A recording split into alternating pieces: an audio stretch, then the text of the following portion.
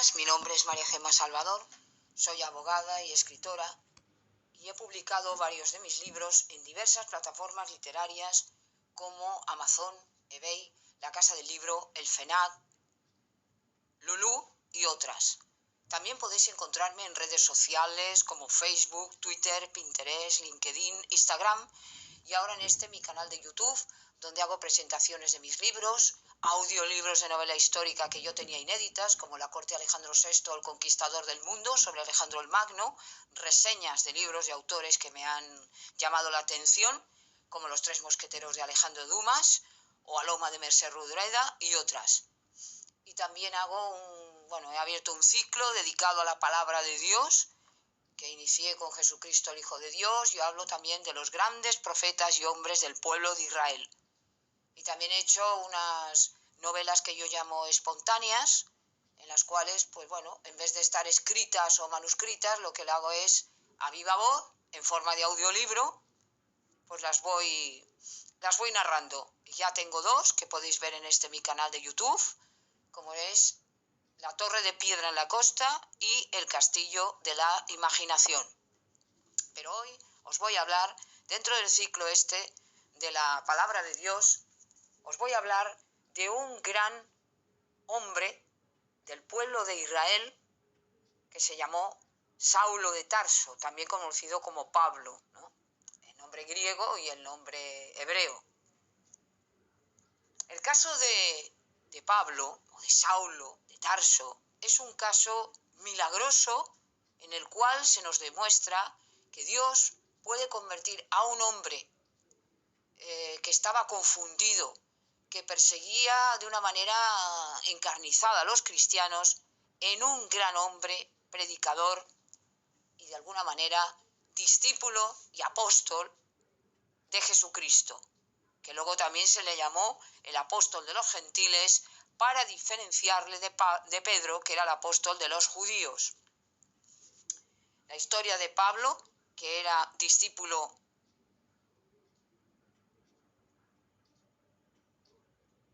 del maestro Gamaliel, dentro de lo que era la sinagoga, de los fariseos, empieza de la siguiente manera. Saulo, se habla de la conversión de Saulo, ¿no? En el capítulo 9, versículo del 1 al 9, de la palabra del Señor del Evangelio. Mas Saulo, que todavía no respiraba sino amenazas y muerte contra los discípulos del Señor, se presentó al príncipe de los sacerdotes y le pidió cartas para Damasco, dirigidas a las sinagogas para traer presos a Jerusalén a cuantos hombres y mujeres hallase de esta profesión o escuela de Jesús.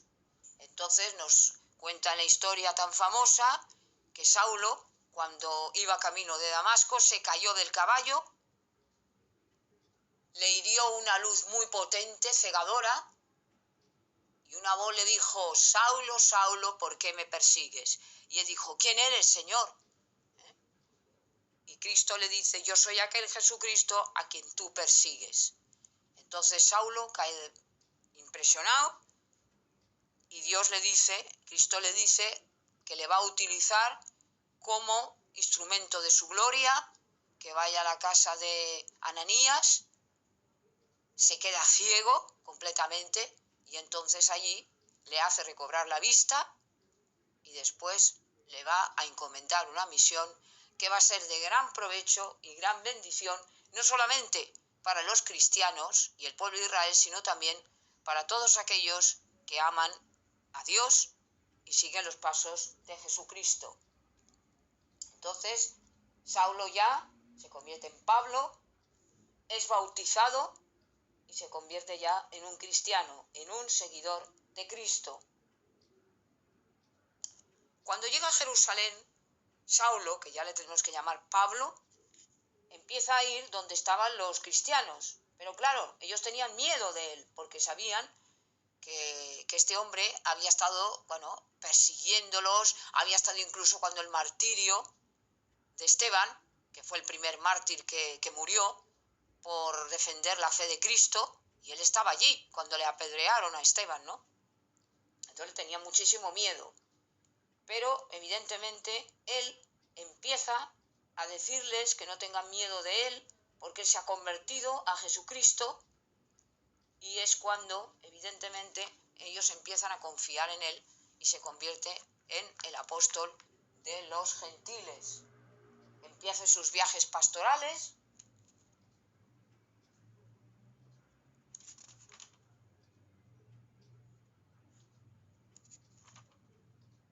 Durante este tiempo, Pedro también hará sus viajes. Los discípulos de Cristo, los apóstoles, empiezan también a hacer su predicación. Santiago llega a España. Bueno, Pablo va recorriendo un montón de territorios, de ciudades, porque evidentemente Dios quiere que la palabra se difunda por todos los lugares de la tierra, ¿no? Ahora ya no hay judíos, sino que hay los hijos de Dios, que son todos los que siguen al Cristo, ¿eh? Entonces, hubo una gran controversia entre Pablo y Pedro, porque Pedro decía que solamente los hebreos eran los que se salvaban, mientras que Pablo dijo que no, que el Señor le había dado una visión y que efectivamente todos tenían que convertirse. Pedro también se va dando cuenta y todos son admitidos a la casa del Señor si creen en Dios y creen en el Cristo. Muere Herodes.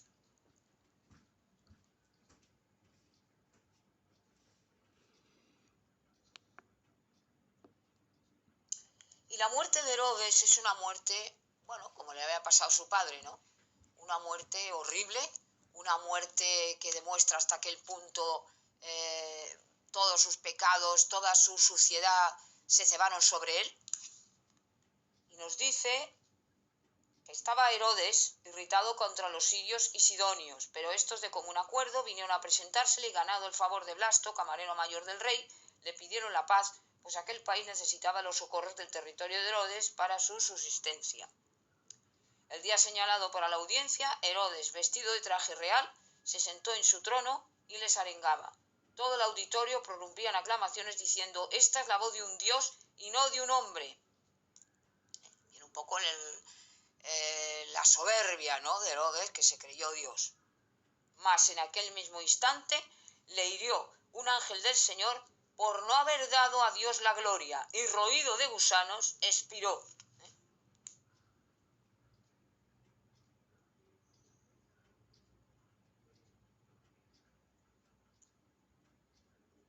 Al morir Herodes, la Judea volvió a ser provincia romana y fue gobernada como antiguamente por un procurador. Bueno, aquí se ve la muerte de un tirano, de un hombre que no creía en Dios, un hombre que le importó muy poco los apóstoles de Dios, los Cristo, y es cuando Dios le castiga, ¿no? Lo fulmina, como hace con todos los soberbios y malvados.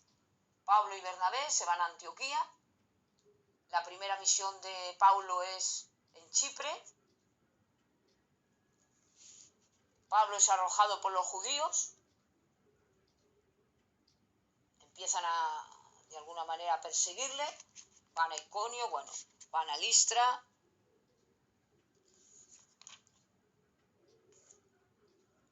Y luego tiene un discípulo, que además, bueno, hay una película muy bonita, hay varias películas que hablan de los apóstoles de Jesús, y una en concreto que habla de Pablo y de Timoteo, ¿no?, que es el discípulo, digamos, más aventajado de Pablo, y que vayamos tras cosas dignas, ¿no?, que es preciosa esta película, que, bueno, de alguna manera es de los Testigos de Jehová, pero que podéis verla porque habla muy bien de lo que realmente hizo Timoteo.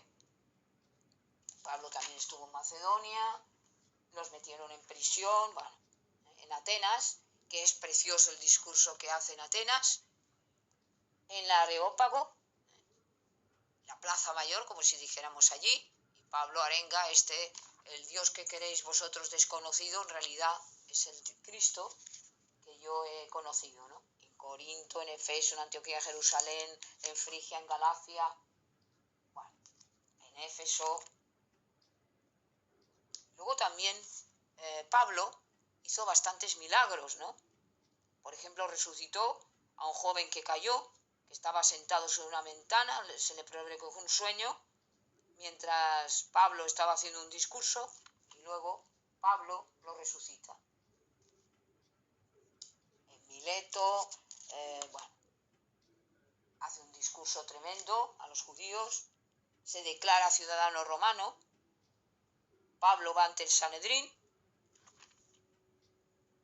el tribunal de Félix, apela a César, la tempestad en Malta, parte para Roma, los consideran como dioses y él dice que no.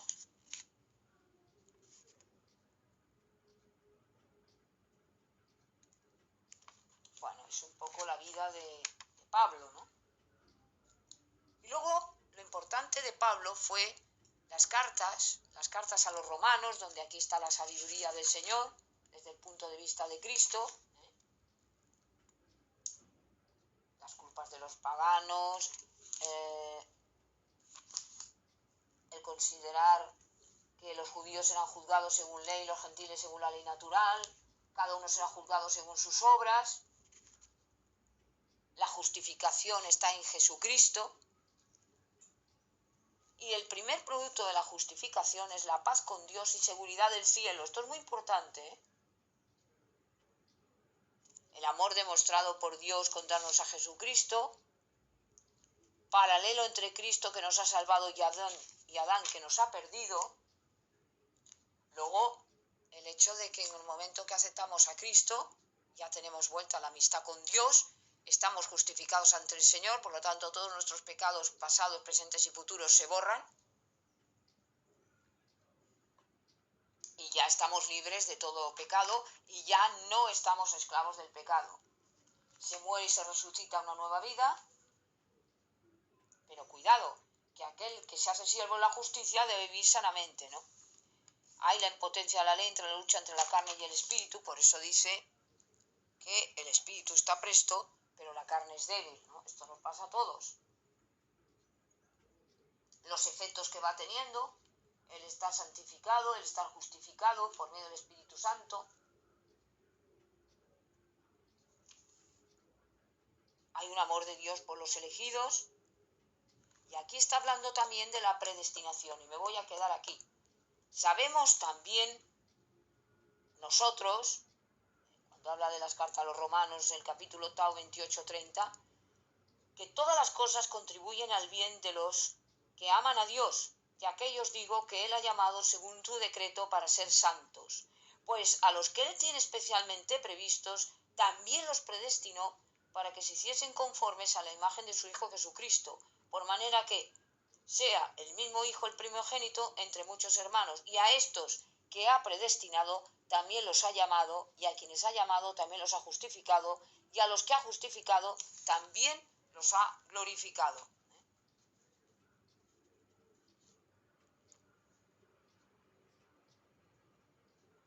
También nos dice una cosa muy importante. Dios no es injusto en salvar al que quiere. Aquí hay una cosa que hay que saber. Dice, ¿por qué? Pues ¿qué diremos a esto? Capítulo 9, versículos 14 al 24. Por ventura cabe Dios en injusticia, nada menos. Pues Dios dice a Moisés, usaré de misericordia con quien me pluguiere usarla, y tendré compasión de quien querré tenerla. Sí, que no sobra del que quiere ni del que corre, sino de Dios que usa de su misericordia. Es decir, aquí está hablando otra vez de la predestinación. Es verdad que Dios quiere que todos se salven.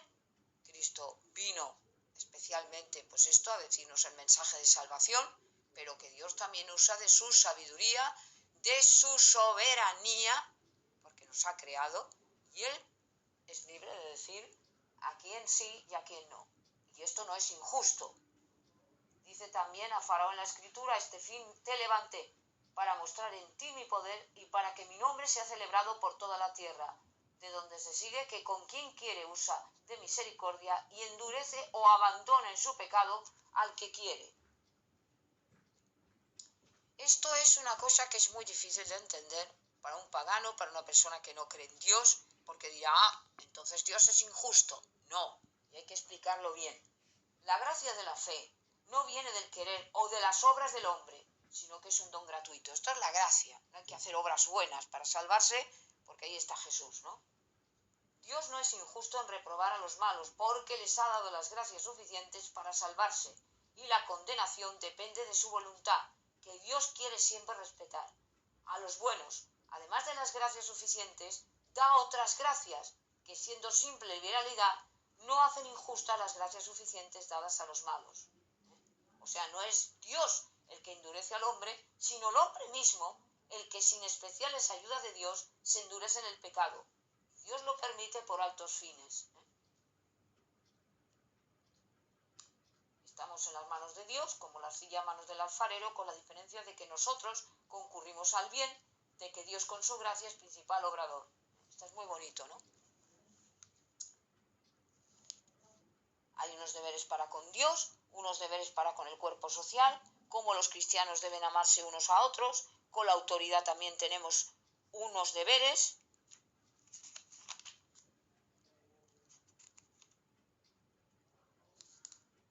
Bueno, es un poco. Luego está la carta a los Corintios. Hay una oposición entre el Evangelio y la sabiduría humana, como he dicho muchas veces, ¿no? Que el hombre natural no entiende. No deben tener los cristianos pleitos entre ellos. Bueno, está ya dando unas normas, ¿no? El celibato es más excelente que el matrimonio. Derechos y deberes de los esposos. Bueno, va dando una serie de normas, ¿no?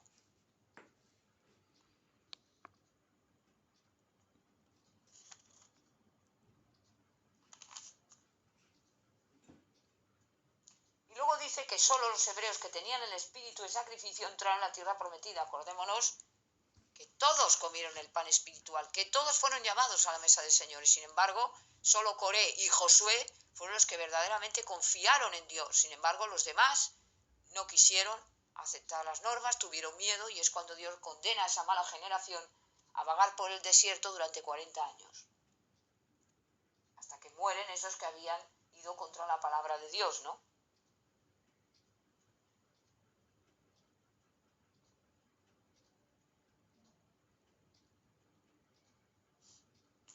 Luego dice una cosa que es muy esencial, es que Pablo tiene una gran sabiduría.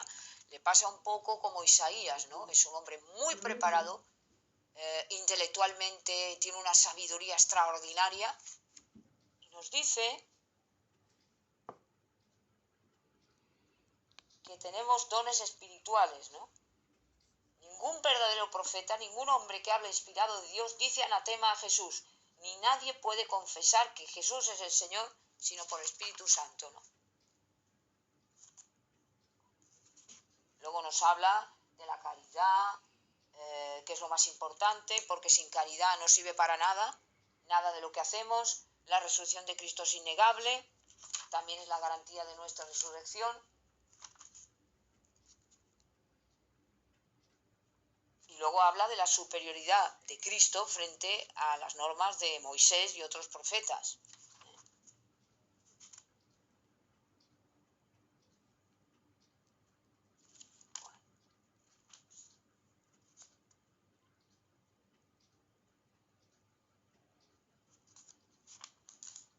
Luego hizo una carta a los Gálatas.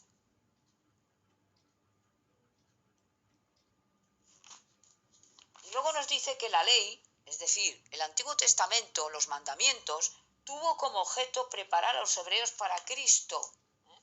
Por eso hubo tantos profetas, porque hasta que no vino Jesucristo, pues Dios tenía que utilizar a un hombre, que era el profeta, el vocero de Dios, para hablar al pueblo de sus mensajes. La fe libra de la ley, efectivamente.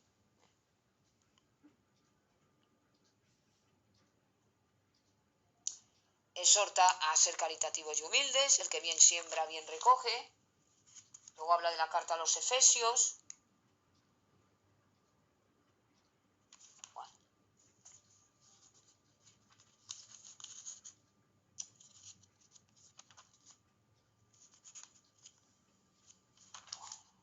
Los Filipenses, los Colonenses,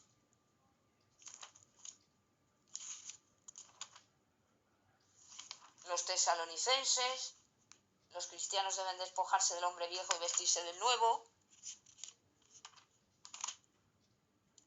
Y luego luego habla de la suerte de los cristianos muertos antes de la resurrección. Habla de que, resucitarán los que estén con Cristo, incertidumbre del tiempo en que Cristo retornará. Primera carta a Timoteo, segunda carta a Timoteo, carta a Tito, cartas a los hebreos, por qué sufrió Jesucristo, por qué Cristo es superior a los ángeles, siendo hijo natural de Dios. Jesucristo fue un verdadero pontífice, porque además de sacerdote era rey y además profeta de Dios. Debemos temer los castigos, pero también debemos confiar en el Cristo. Y luego habla de una figura que nos aparece cuando Abraham, que no hablé de ello, cuando estaba hablando del profeta Abraham, del padre de la fe, el padre de las naciones, que es la figura de Melquisedec.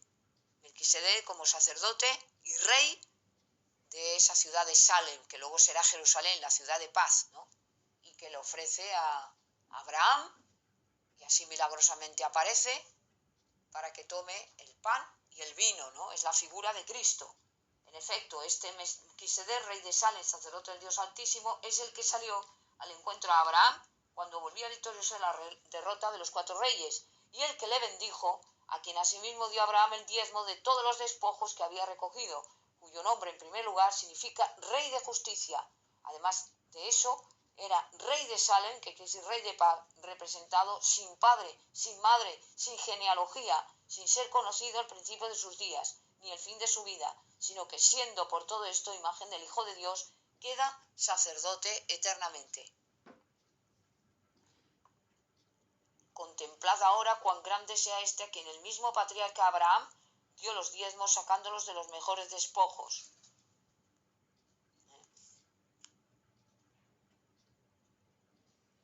Jesús ha sido constituido con juramento sacerdote único y perfecto. El sacerdocio de Cristo es superior al levítico. Cristo es el ministro del verdadero santuario mediador de la nueva alianza. Los múltiples y magníficos ritos mosaicos ya son ineficaces cuando aparece Jesucristo, y conveniencia y necesidad de la muerte de Jesús.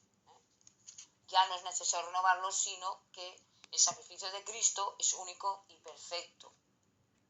Cristo se ofrece como víctima voluntaria.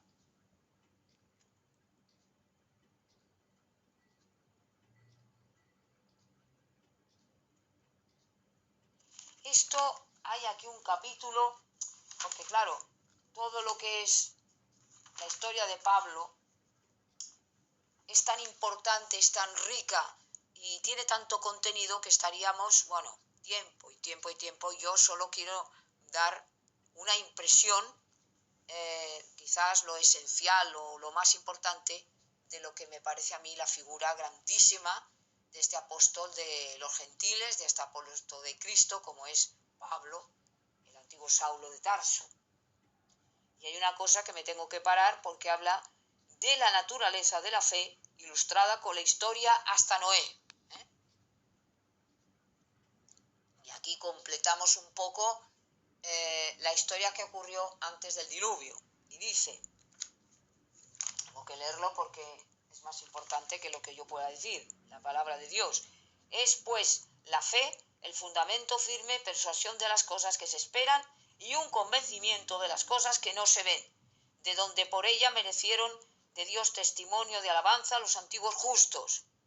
La fe es la que nos enseña que el mundo todo fue hecho por la palabra de Dios y que de invisible que era, fue hecho visible. Es decir, aquí está diciendo Pablo que las cosas que se ven fueron hechas de las cosas que no se ven, de ese mundo sobrenatural que nos está vedado con los ojos físicos, que solo podemos ver con los ojos de la fe y que veremos después en la resurrección de los justos, los que creemos en Dios, los que creemos en Jesucristo, el Hijo de Dios, y que es más importante que lo que nosotros vemos, ¿no?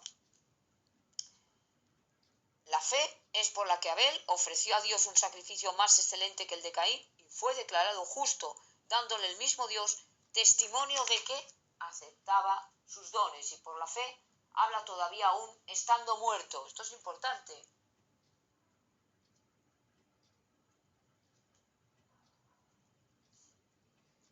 la fe fue trasladado Enoc de este mundo para que no muriese, y no se le vio más, por cuanto Dios le transportó a otra parte que no se sabe. Mas antes de la traslación tuvo el testimonio de haber agradado a Dios, pues sin fe es imposible agradar a Dios, por cuanto el que se llega a Dios debe creer que Dios existe y que es renumerador de lo que les buscan. Por la fe, avisado Noé de Dios sobre cosas que aún no se veían, con santo temor fue construyendo un arca para salvación de su familia, y construyéndola condenó al mundo, y fue instituido heredero de la justicia que se adquiere por la fe.